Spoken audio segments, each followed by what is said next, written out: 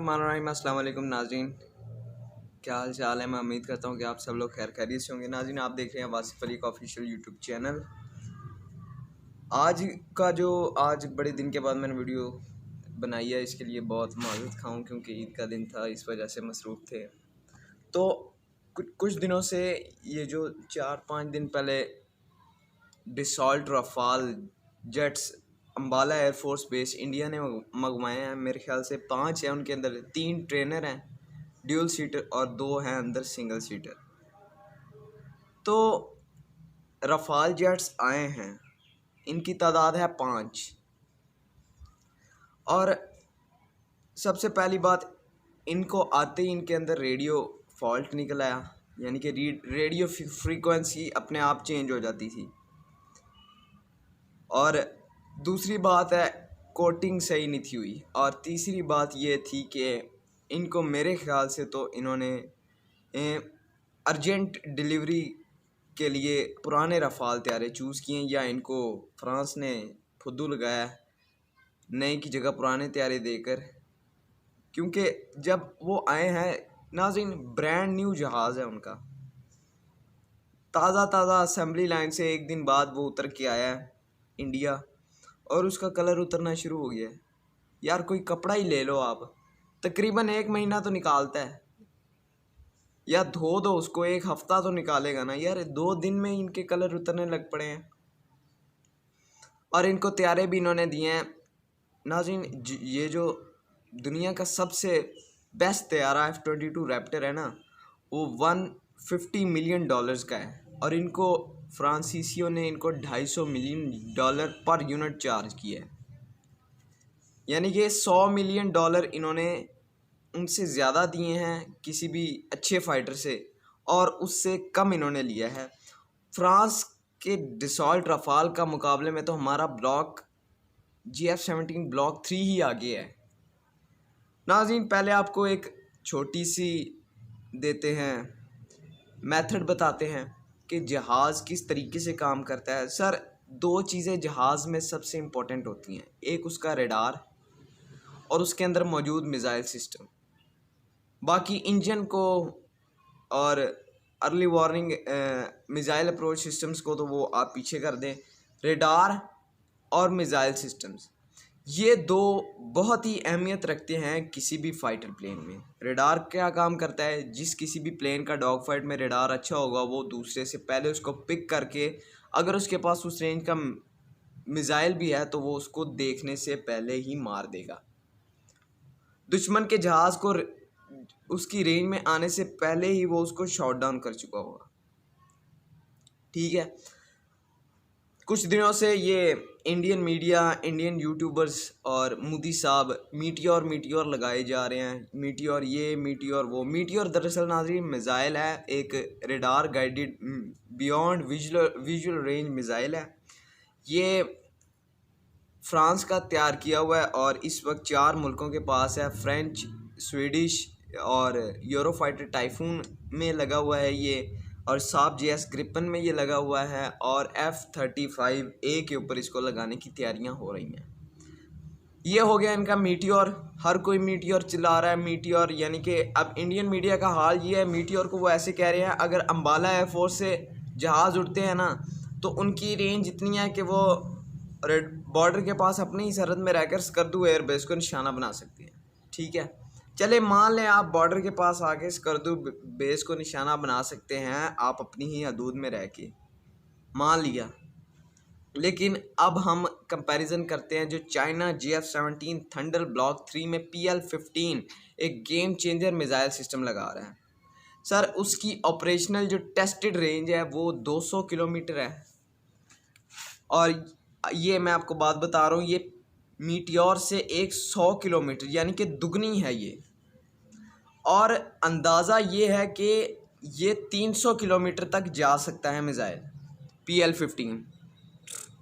इसकी mark 4 speed है, आवाज़ की रफ्तार से 4 गुना ज़्यादा, यानी कि तकरीबन मेरे ख्याल से 4900 किलोमीटर पर आवर बनती है इसकी स्पीड। ठीक है, इसके अंदर टर्बो फैन मोटर लगी हुई है, और जो है ब्लास्ट फ्रैगमेंट इसका वॉरहेड है इसके आगे। ठीक है, ये हीट सीकिंग कैपेसिटी पे हीट सीकिंग मेथड पे काम करता है।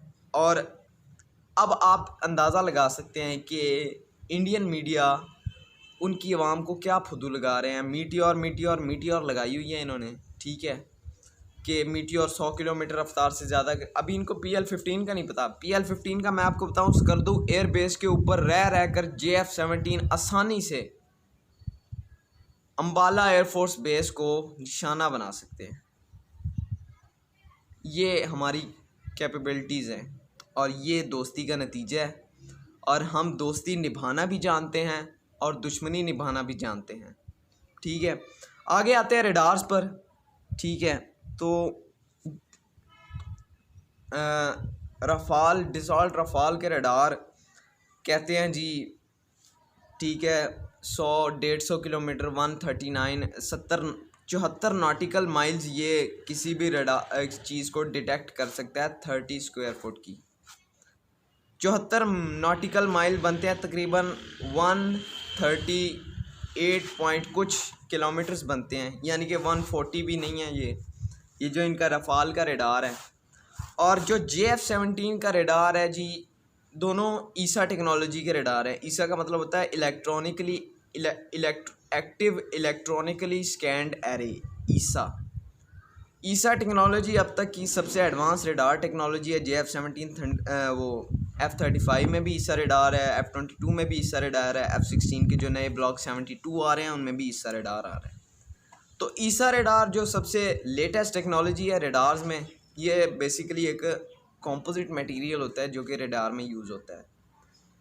तो हम पहले डिस्कस कर चुके हैं 140 किलोमीटर भी नहीं है रफ़ाल के रडार की रेंज। और अब हम आते हैं ईसा रडार जो कि JF-17 थंडर के पास है, जिसका नाम है KLJ-7A ईसा रडार। KLJ-7A तकरीबन 203 किलोमीटर तक 30 स्क्वायर फुट के किसी भी ऑब्जेक्ट को डिटेक्ट कर सकता है और 150 किलोमीटर तक वो उसको टारगेट कर सकता है, यानी कि उसको लॉक कर सकता है। बियॉन्ड विजुअल रेंज ये रेडार सिस्टम है। और अगर आप देखते हैं, अगर बैटलफील्ड की आपको मैं थोड़ी सी इन्वायरमेंट दिखाता हूँ। अगर रफ़ाल हमारे से 150 किलोमीटर, ये JF-17 है, रफ़ाल इससे 150 किलोमीटर आगे है। रफ़ाल 150 किलोमीटर तक ना JF-17 को डिटेक्ट कर पाएगा, डिटेक्ट अगर नहीं कर पाएगा तो मिसाइल भी लॉन्च नहीं कर पाएगा। रफ़ाल का जो स्क्वायर फुट एरिया है वो 25 स्क्वायर फुट एरिया, यानी कि KLJ-7A जो JF-17 का रडार है वो आसानी से रफ़ाल को 150 किलोमीटर दूर से ट्रैक कर सकता है। और फिर PL-15 को सक्सेसफुली वो लॉन्च करके रफ़ाल को JF-17 ब्लॉक 3 को देखने से पहले रफ़ाल को शूट डाउन कर सकता है, ठीक है। ये रफ़ाल किसी काम का नहीं है इंडिया को अगर, तो ये लेटेस्ट इनको चाहिए था ये मंगवाते F-22 या F-35। रफ़ाल मंगवा कर इन्होंने अपने पैसे ज़ाया क्यों? क्योंकि एक बात, पाकिस्तानी पायलट्स रफ़ाल उड़ा चुके हैं। कतर 2014 में एक्सचेंज ऑफिसर्स प्रोग्राम के तहत कतरी पायलट्स ने F-16 की ट्रेनिंग ली थी और PAF के पायलट्स ने रफ़ाल की ट्रेनिंग ली थी। इसका मतलब ये हुआ कि रफ़ाल के जितने भी दाव पेच हैं वो सारे PAF पायलट्स जानते हैं। तो इस वजह से रफ़ाल कोई बिग थ्रेट नहीं है, ना हमारे लिए ना चाइना के लिए। तो ये मत भूलें कि आप रफ़ाल के ज़रिए हम पर दबाव डाल लेंगे, ठीक है। ये आपको बैटल फील्ड में समझ आ जाएगी। आप बेशक 32 रफ़ाल ले आएँ या आप 5 से लड़ने, रिज़ल्ट वही होगा जो स्टैटिस्टिक्स पे होता है या जो मशीन के पीछे बंदा बैठा होता है, कितना वो डिटर्मिन्ड होता है और कितनी उसकी सलाहियत होती है। आपके रफ़ाल को आए अभी 4 दिन ही हुए, मेरे ख्याल से 5 माह उधर ट्रेनिंग हुई है आपके पायलट्स की और 5 माह में आपका कोई एक्सपीरियंस नहीं है।